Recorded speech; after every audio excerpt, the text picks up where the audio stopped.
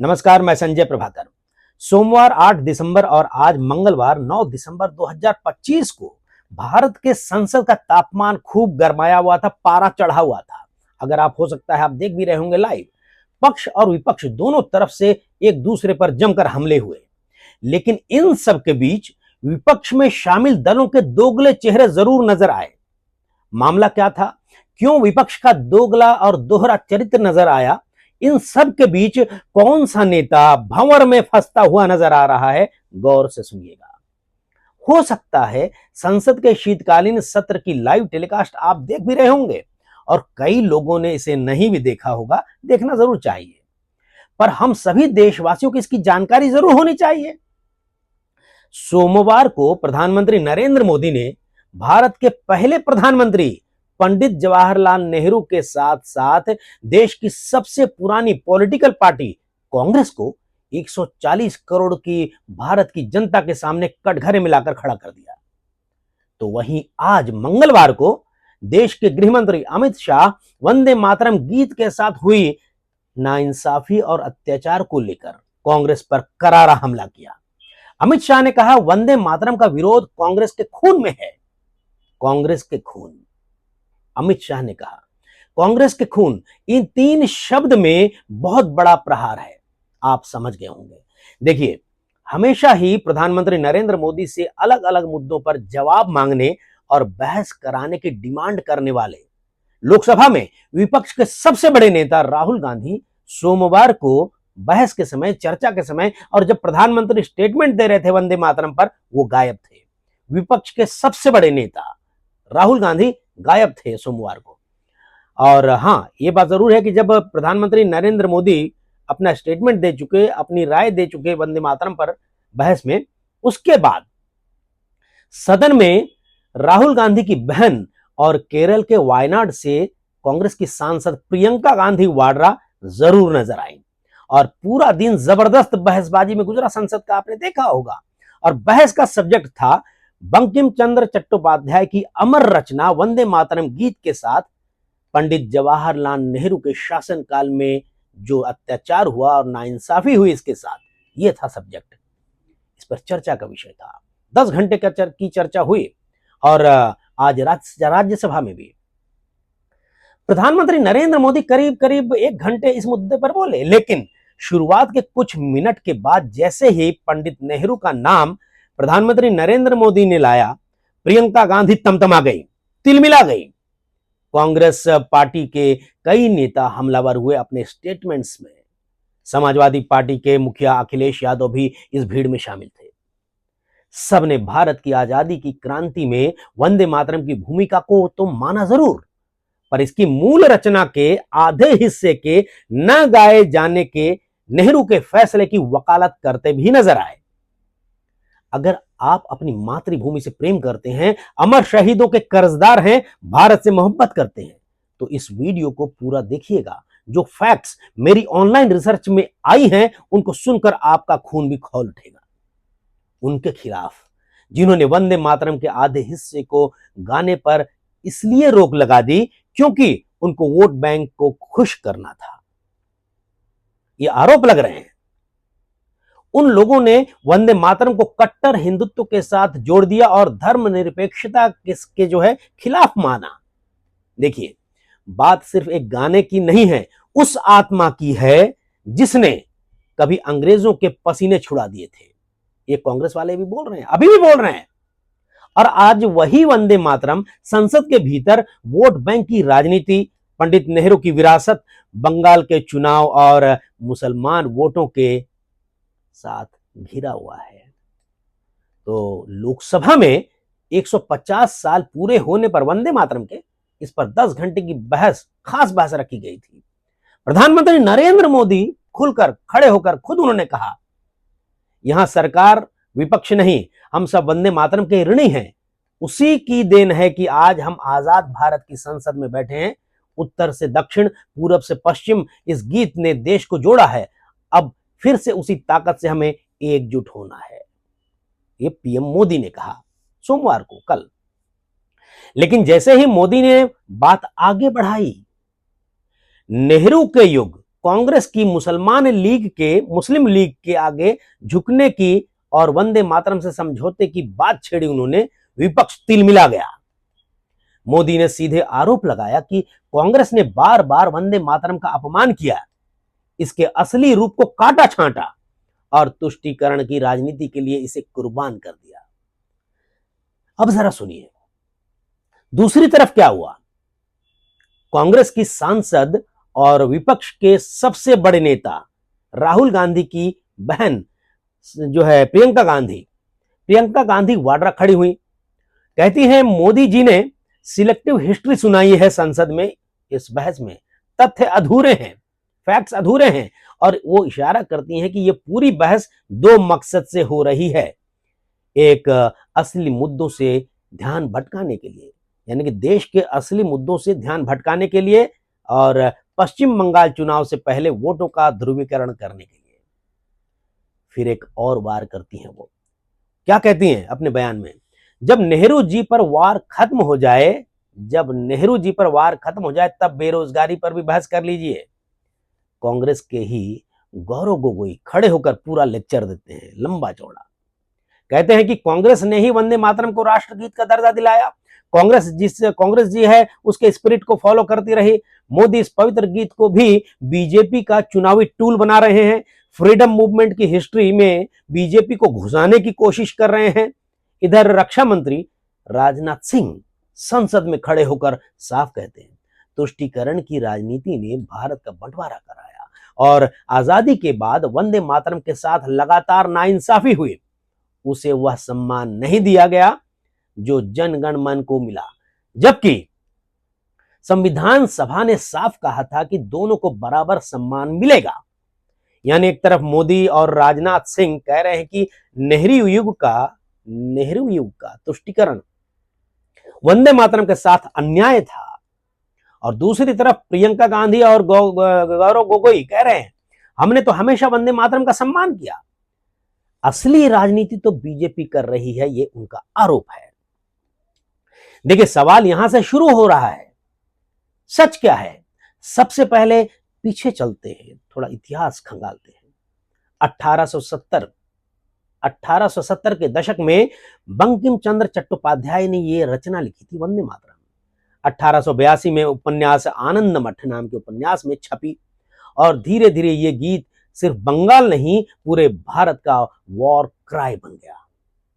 कांग्रेस के 1896 के अधिवेशन में रविंद्रनाथ टैगोर ने इसे गाया था, ऐसा ये मेरे रिसर्च में ये बातें सामने आई है। 1905 के बंग भंग विरोध में वंदे मातरम सड़कों पर आसमान फाड़ देता था, ये भी बातें आ रही है रिसर्च में।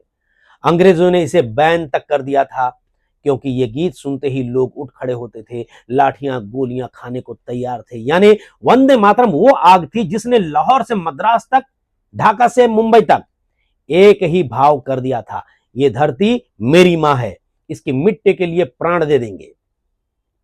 फिर आया 1937। कांग्रेस वर्किंग कमेटी की एक कमेटी बैठती है जिसमें मौलाना आजाद, पंडित जवाहरलाल नेहरू, सुभाष चंद्र बोस, रविंद्रनाथ टैगोर जैसे नाम शामिल होते हैं। वे तय करते हैं कि वंदे मातरम के सिर्फ पहले 2 अंतरे सरकारी मौके पर गाए जाएंगे। गौर कीजिएगा, क्योंकि आगे की लाइनों में, आगे की पंक्तियों में मां दुर्गा आदि के संदर्भ हैं जिन पर कुछ मुस्लिम नेताओं को आपत्ति थी। कांग्रेस का तर्क था इंक्लूसिव रहना है, किसी को नाखुश नहीं करना है। यानी यही वो टर्निंग पॉइंट था जहां से भारतीय जनता पार्टी आज कह रही है कि नेहरू युग ने वोट बैंक के दबाव में गीत को काट छांट दिया। ये ऐतिहासिक पाप था, ये बीजेपी का कहना है। फिर देखिए 1947 की आधी रात, जब हमारा देश आजाद हो रहा था, संविधान सभा की पहली औपचारिक बैठक वंदे मातरम के गायन से शुरू होती है। ये मेरे रिसर्च में ये बातें सामने आई है, आप भी गूगल में जाके चेक कर सकते हैं या फिर और भी अलग अलग सोर्सेस से। तो देखिए, और 24 जनवरी 1950 को भारत के प्रथम राष्ट्रपति, पहले राष्ट्रपति डॉक्टर राजेंद्र प्रसाद सदन में घोषणा करते हैं, जन गण मन राष्ट्रीय गान होगा और वंदे मातरम जिसने आजादी की लड़ाई में ऐतिहासिक भूमिका निभाई, उसे बराबर का सम्मान और स्टेटस दिया जाएगा। यानी भारतीय संविधान सभा ने तो संतुलन बैठा दिया।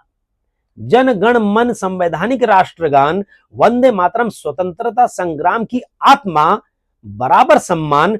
समस्या कहां से पैदा हुई? समस्या वहां से शुरू होती है जहां राजनीति ने यह तय कर लिया कि जहां जहां मुसलमान वोट ज्यादा हैं वहां वंदे मातरम से दूरी बनाए रखो, नहीं तो धर्म के खिलाफ कहकर फतवा आ जाएगा। धर्म के खिलाफ कहकर फतवा आ जाएगा। और देखिए 2006 में जमीयत उलेमा ए हिंद 2006 में जमीयत उलेमा हिंद के एक नेता ने कहा, सच्चा मुसलमान वंदे मातरम नहीं गा सकता। 2009 में दारुल उलूम देवबंद से फतवा आया कि इसे गाना शरीयत के खिलाफ है। अब जरा सोचिए, जो गीत अंग्रेजों के खिलाफ जिहाद था, वो आजाद भारत में वंदे मातरम बनाम शरिया के फ्रेम में लाकर खड़ा कर दिया गया। और हमारे सेक्युलर, माफ कीजिएगा, स्यूडो सेक्युलर नेताओं ने खासकर कांग्रेस शासन के दौर में हर बार झुकना ही ज्यादा सुविधाजनक समझा। यही बात आज मोदी और राजनाथ सिंह उछाल रहे हैं, बीजेपी उछाल रही है। प्रधानमंत्री मोदी ने लोकसभा में कहा कि कांग्रेस ने 1937 में गीत को टुकड़ों में बांटकर मां दुर्गा वाली पंक्तियों को छोड़कर मुस्लिम लीग को खुश करने के लिए गलत परंपरा शुरू की और उसी तुष्टीकरण की सोच ने आगे जाकर देश का बंटवारा होने दिया। और ये नैरेटिव बना रहे हैं कि वंदे मातरम की पंक्तियों से डरने वाली राजनीति, और जो राजनीति अपनी मां भूमि को मां कहने से डर जाए, वो आगे चलकर देश को बांटने से भी नहीं डरती। कांग्रेस की दिक्कत यह है कि वो नेहरू को टच मी नॉट आइकॉन बना चुकी है। और जैसे ही मोदी नेहरू की कोई भी ऐतिहासिक बहस छेड़ते हैं, प्रियंका गांधी तुरंत जो है इमोशनल हो जाती हैं। संसद में देखिए कल क्या हुआ। नेहरू जी ने जेल में इतने साल बिताए, आप 12 साल से प्रधानमंत्री हैं, बस नेहरू बैशिंग ही करते रहेंगे क्या? प्रियंका गांधी ने हमला किया प्रधानमंत्री नरेंद्र मोदी पर। बस असली सवाल यह है, अगर वंदे मातरम वाकई कांग्रेस के लिए उतना ही पवित्र था, तो 150 साल पूरे होने पर संसद में इस तरह की बहस से पहले आपने खुद कभी क्यों नहीं मांगा कि इसे जनगण मन के बराबर संवैधानिक मान्यता दी जाए? क्यों 75 साल तक हर बार जब मुस्लिम वोट बैंक के सामने वंदे मातरम का सवाल उठा तो कांग्रेस बैकफुट पर दिखी? कभी साफ साफ नहीं बोली कांग्रेस, जो नहीं गाना चाहता मत गाए, पर जो गाना चाहता है उसे मत रोको, ये देश का राष्ट्रगीत है। कांग्रेस ने क्यों नहीं कहा आज तक? आज देखिए गौरव गोगोई ने कहा, कांग्रेस ने वंदे मातरम की भावना को हमेशा निभाया, हमने ही इसे राष्ट्रगीत बनाया। मोदी जबरदस्ती बीजेपी का नाम फ्रीडम मूवमेंट में घुसा रहे हैं। लेकिन जमीनी सच ये भी है, जहां जहां मुस्लिम कट्टर संगठनों ने इसका विरोध किया, वहां जो है कांग्रेस सरकारें या तो चुप रही या पीछे हट गई। यही रिकॉर्ड आज बीजेपी संसद में लहरा रही है। और प्रियंका गांधी जो हैं वो संसद में कहती हैं, इस बहस के सिर्फ 2 मकसद हैं। पहला, गवर्नेंस फेलियर छिपाना, और दूसरा, पश्चिम बंगाल चुनाव से पहले पोलराइजेशन करना। वो आरोप लगाती हैं कि पश्चिम बंगाल के विधानसभा चुनाव की बहस वजह से मोदी और बीजेपी इस मुद्दे को उछाल रही है। अब जरा क्रोनोलॉजी की फैक्ट्स देखिए। 2025 वंदे मातरम के 150 साल पूरे हो रहे हैं। केंद्र सरकार महीनों पहले से कार्यक्रम बना रही है। संसद की सूची में 10 घंटे की डिबेट डाल दी गई। इसी बीच राज्यसभा सचिवालय की बुलेटिन सामने आती है, जिसमें कहा जाता है कि सदन के भीतर जय हिंद वंदे मातरम समेत कोई भी नारा लगाना संसदीय शिष्टाचार के खिलाफ है। पुरानी गाइडलाइन को दोहराया जाता है। इस पर सबसे ज्यादा गुस्सा कौन होता है? ममता बनर्जी। ममता बनर्जी कहती हैं, क्यों नहीं बोलेंगे? जय हिंद और वंदे मातरम हमारे नेशनल सिंबल हैं। ये हमारी आजादी का नारा है, जो इससे टकराएगा चूर चूर हो जाएगा। ये पश्चिम बंगाल की मुख्यमंत्री और तृणमूल कांग्रेस की चीफ ममता बनर्जी कहती है। यानी उधर दिल्ली की संसद के अंदर बीजेपी पर आरोप है कि वो वंदे मातरम पर राजनीति कर रही है, और इधर कोलकाता में ममता बनर्जी खुद कह रही हैं, वंदे मातरम हमारा नेशनल सॉन्ग है, हमारा आजादी का नारा है, ये बंगाल की पहचान है, इसे भूलने की कोशिश मत करो, और जो इससे टकराएगा, जो हमसे टकराएगा, वो चूर चूर हो जाएगा। तो सवाल उठता है, जब केंद्र में बहस चल रही है तो प्रियंका को बंगाल चुनाव दिखता है, लेकिन जब ममता राज्यसभा की गाइडलाइन पर ममता राज्यसभा की गाइडलाइन पर जय हिंद वंदे मातरम की खुलकर वकालत करती हैं, तब क्या वो पोलराइजेशन कर रही हैं या बंगाल की अस्मिता बचा रही हैं? ममता बनर्जी की सबसे बड़ी टेंशन यही है। एक तरफ वो 2019 से ही जय हिंद वंदे मातरम को टीएमसी का आधिकारिक नारा बता चुकी हैं ताकि बीजेपी के जय श्री राम के नैरेटिव के सामने एक सिक्युलर नेशनलिस्ट काउंटर खड़ा हो सके। दूसरी तरफ उनकी पूरी राजनीति पिछले 10-15 साल से मुस्लिम वोट बैंक की मजबूत पकड़ पर टिकी रही है। अब ग्राउंड पर क्या हो रहा है, ग्राउंड जीरो पर सुनिएगा। एसआईआर स्पेशल इंटेंसिव रिवीजन चल रहा है बंगाल में, इसके साथ देश में और भी राज्यों में चल रहा है। तो 12 राज्यों में मतदाता सूची की खास समीक्षा छानबीन करके नई लिस्ट तैयार करना ताकि बूथ कैप्चरिंग और फर्जी वोटिंग रोकी जा सके। उत्तर प्रदेश के डिप्टी सीएम केशव प्रसाद मौर्य खुलेआम कह रहे हैं कि ये अभ्यास, ये प्रैक्टिस जो चल रहा है बूथ कैप्चरिंग और वो फर्जी वोट हटाने के लिए है। समाजवादी पार्टी टीएमसी जैसे दल इसलिए बौखलाए हुए हैं क्योंकि सालों से नकली वोटरों पर राज किया जा रहा है। और पश्चिम बंगाल में बीजेपी लंबे समय से आरोप लगा रही है कि मतदाता सूची में घुसपैठियों, बांग्लादेशी घुसपैठियों और फर्जी नामों की संख्या बहुत ज्यादा है। एसआईआर से ये साफ होंगे तो असली हवा पता चलेगी। ममता के लिए यह दोहरी मार है, डबल। एक एसआईआर से फर्जी वोट कटेंगे जिन पर अब तक किसी ने सवाल नहीं उठाया था, और दूसरा अब वंदे मातरम की बहस बंगाल के चुनावी मैदान में खड़ी है, जहां खुद बंगाली गर्व से कहते हैं कि यह गीत तो हमारे बंकिम चंद्र की देन है, हमारी मिट्टी का गीत है। अगर ममता बनर्जी जो है वंदे मातरम के खिलाफ कुछ बोलती हैं तो बंगाल की हिंदू बंगाली अस्मिता भड़क उठेगी। तुम्हें जय बांग्ला माँ माटी मानुष याद है पर वंदे मातरम नहीं है, ये सवाल उठेंगे। और अगर वो खुलकर वंदे मातरम जय हिंद के पक्ष में खड़ी रहती हैं, जैसा कि अभी राज्यसभा बुलेटिन के मुद्दे पर बोली, तो कट्टर मुस्लिम वोट बैंक में यह मैसेज जाएगा कि ममता बनर्जी बीजेपी की नैरेटिव में फंस गई है। और देखिए, ममता बनर्जी के ही पार्टी के विधायक सस्पेंड किए जा चुके हैं। हुमायूं कबीर, इन्होंने तो यहां तक कह दिया है कि तृणमूल कांग्रेस जो है, ममता बनर्जी जो है बीजेपी की बी टीम है। बहरहाल देखिए, ममता बनर्जी आज सचमुच दो नावों पर सवार है। एक नाव बंगाल की अस्मिता, बंकिम चंद्र चटर्जी, टैगोर, स्वामी विवेकानंद, नेताजी का जय हिंद वंदे मातरम की विरासत, और दूसरी तरफ नाव जो है, दूसरी नाव मुसलमान वोट बैंक, जहां बाबरी मस्जिद की यादें, फतवे, एआईएमआईएम और हुमायूं जैसे नेता अलग अलग तरफ से दबाव बना रहे हैं। अब आते हैं उस तीसरे खिलाड़ी पर जो इस पूरी गेम को उल्टा भी कर सकता है, एआईएमआईएम और हुमायूं कबीर। 6 दिसंबर को, इसी 6 दिसंबर को जब देश बाबरी मस्जिद गिराए जाने की बरसी याद कर रहा था, उसी दिन बंगाल के मुर्शिदाबाद के बेलडांगा में टीएमसी के निलंबित सस्पेंडेड विधायक हुमायूं कबीर ने एक ऐसी मस्जिद की बुनियाद रखी जिसे खुलकर नई बाबरी मस्जिद मॉडल बताया गया। चंदा भी खूब आया। उन्होंने खुद कहा, हम 6 दिसंबर को बाबरी मस्जिद की नींव रखेंगे, 3 साल में भव्य मस्जिद बना देंगे। और अगले ही दिन उन्होंने ये भी ऐलान कर दिया कि 22 दिसंबर को अपनी नई पार्टी बनाएंगे, और दावा किया कि वे एआईएमआईएम के साथ मिलकर लड़ने की कोशिश कर रहे हैं और पश्चिम बंगाल की 135, कम से कम 135 सीटों पर अपने उम्मीदवार उतारेंगे, चुनाव लड़ने की तैयारी है। एआईएमआईएम पहले ही घोषणा कर चुकी है कि वो 2026 के बंगाल विधानसभा चुनाव में मालदा, मुर्शिदाबाद जैसे मुस्लिम बहुल इलाकों में कई सीटों पर उतरने वाली है। अब जरा सोचिए, ममता बनर्जी के लिए सबसे मजबूत किला यही बेल्ट है। मालदा, मुर्शिदाबाद, उत्तर दक्षिण दिनाजपुर, कुछ हिस्से उत्तर 24 परगना, जहां मुस्लिम वोट 40 से 60% तक जाता है। अगर यहाँ एआईएमआईएम और हुमायूं जैसे चेहरे 100 से 150 सीटों पर मैदान में उतरते हैं तो नतीजा क्या होगा? मुसलमान वोट 3-4 टुकड़ों में बढ़ जाएंगे। टीएमसी, ममता बनर्जी की पार्टी, एआईएमआईएम, हुमायूं की नई पार्टी जो लॉन्च करने वाले हैं वो, और कांग्रेस लेफ्ट की जेब जो है, इस सब में बढ़ जाएगा। और उधर बीजेपी का core vote, Hindu, Bengali, SC ST, OBC compact block की तरह खड़ा हो सकता है। खासकर जब मैदान में मुद्दा हो वंदे मातरम बनाम बाबरी स्टाइल मस्जिद, घुसपैठिया बनाम असली वोटर, एसआईआर के जरिए जो मामला सामने आएगा। यहीं पर प्रियंका गांधी की क्रोनोलॉजी वाली बात सच भी है और उल्टी भी। हाँ, ये बहस पश्चिम बंगाल में नैरेटिव सेट जरूर करेगी, इसमें कोई शक नहीं है। लेकिन सवाल ये भी है कि ये नैरेटिव किसने पैदा किया। बाबरी स्टाइल मस्जिद भी बाबरी स्टाइल की जो मस्जिद की नींव है 6 दिसंबर को रखकर कौन आगे आग लगा रहा है वहां पर।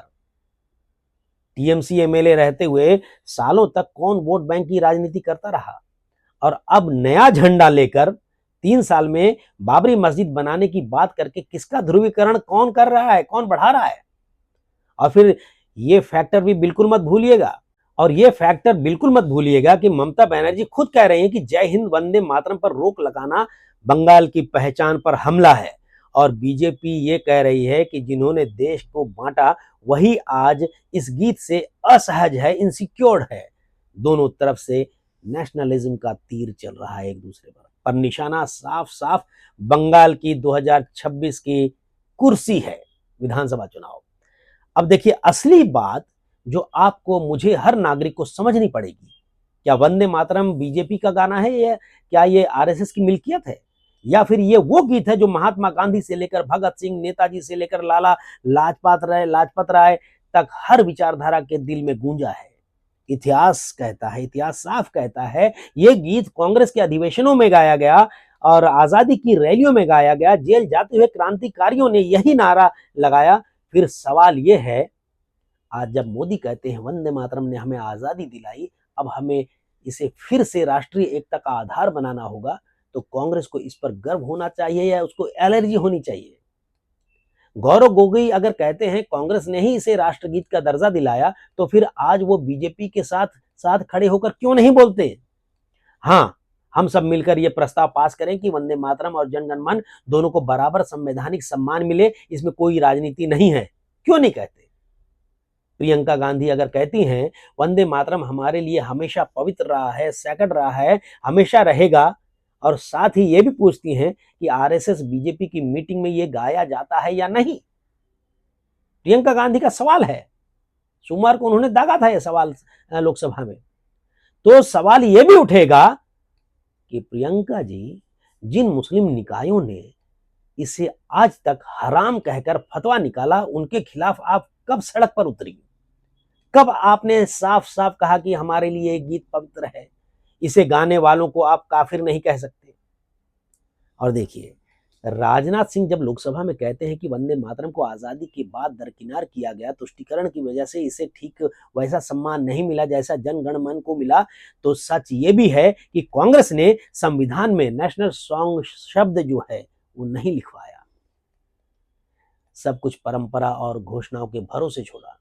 दूसरी तरफ बीजेपी के लिए यह भी है होमवर्क जरूरी है, अगर आप सचमुच चाहते हैं कि वंदे मातरम पार्टी की नहीं राष्ट्रगान की और राष्ट्र की आवाज बने, तो फिर अपने ही कार्यकर्ताओं को यह समझाइए कि जो इसे गाना नहीं जानते अच्छी तरीके से, तो उन्हें देशद्रोही कहकर पीटना, ट्रोल करना, ये भी उसी गीत की आत्मा के खिलाफ है जो मां भूमि के सभी बच्चों को गले लगाती है। ये लड़ाई हिंदू बनाम मुस्लिम की नहीं होनी चाहिए, बल्कि भारत बनाम तुष्टीकरण की राजनीति होनी चाहिए। देखिए, पश्चिम बंगाल के 2026 के विधानसभा चुनाव अब सिर्फ टीएमसी बनाम बीजेपी नहीं रह गया है। एक तरफ ममता बनर्जी जो आज कह रही हैं जय हिंद और वंदे मातरम हमारे नेशनल सिंबल हैं, और जो इसके खिलाफ जाएगा चूर चूर हो जाएगा। दूसरी तरफ बीजेपी है जो कह रही है वंदे मातरम बंगाल की मिट्टी की गीत है, लेकिन कांग्रेस टीएमसी ने मुस्लिम वोट बैंक के डर से इसे हाशिए पर डाल दिया है। तीसरी तरफ एआईएमआईएम और हुमायूं कबीर हैं जो बाबरी स्टाइल मस्जिद 135 सीटों पर मुस्लिम उम्मीदवार, ममता बीजेपी आरएसएस की बी टीम है जैसे नारे लगाकर मुसलमान मतदाताओं को टीएमसी से काटने की कोशिश कर रहे हैं। और देखिए, इस पूरे खेल में वंदे मातरम केवल ट्रिगर पॉइंट है, ट्रिगर पॉइंट। असली रणभूमि है क्या बंगाल अपनी बंगाली अस्मिता, बंकिम चंद्र चट्टोपाध्याय, रविंद्रनाथ टैगोर, नेताजी, वंदे मातरम, जय हिंद को प्राथमिकता देगा, या फिर केवल समीकरण आधारित वोट बैंक की राजनीति जिसमें हर सवाल का जवाब सिर्फ ये हो मुसलमान क्या सोचेंगे, हिंदू क्या सोचेंगे। एसआईआर के जरिए अगर सचमुच फर्जी वोट हटते हैं तो पहली बार ये भी साफ होगा कि बंगाल की असली असली जनभावना किस तरफ है। और याद रखिए, झारखंड, उत्तर प्रदेश से लेकर असम तक जहां ऐसी रिवीजन हुई, एसआईआर, लंबी लंबी सेक्युलर स्पीच देने वाले दल जो हैं रातों रात लोकतंत्र खतरे में है का राग लेकर कोर्ट पहुंच गए। बंगाल में भी यही होगा। तो ये तय मानिए कि आज की इस पूरी बहस का निचोड़ क्या है।